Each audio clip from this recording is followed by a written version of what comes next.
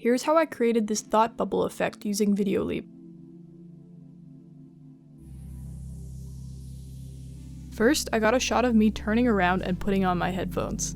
Then without moving the camera, I changed the lighting of the scene and did the exact same motion again. I then got a side view of the final position as I gently swayed back and forth as if I was listening to music. And finally I got a clip of myself waking up in my bed.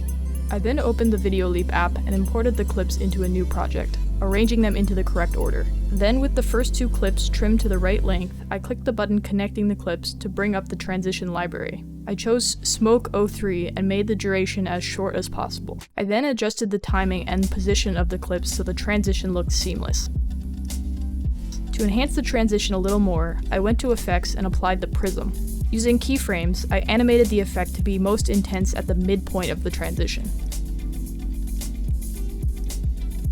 I then went to the next clip and adjusted the size so that my head was at a similar position to the previous clip.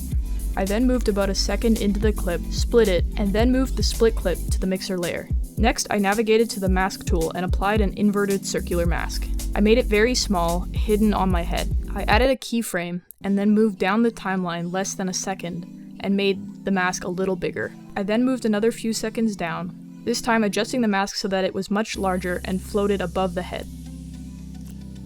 Finally, I moved a few more seconds, and now instead of adjusting the mask, I scaled the entire clip so that the mask filled the frame. Next, in a new project, I compiled a montage of stock clips from within the free stock clip library. I sped them up and trimmed them so they were each less than a second long. For the last clip in the sequence, I added one of my own videos which I made in another tutorial. I then exported the sequence and then imported it back into the main project, placing it underneath the mask. Using keyframes, I animated the scale of the clip to line up with the mask's animation. Finally, I selected the last clip in the timeline, where I woke up, and dragged it to the mixer layer. I then added a circular mask and positioned it over top of the ghost figure's face. I moved down the timeline a few seconds, and then added a keyframe. I then moved another second and readjusted the mask so that it was very small over top of my head. Then I split the clip and removed the mask from the new clip. I then navigated back to the beginning of the last clip, and this time scaled the entire clip so that the mask filled the frame.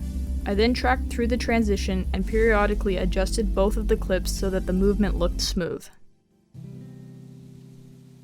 Finally, I went back to the first part of the sequence and applied the RGB effect after the first transition.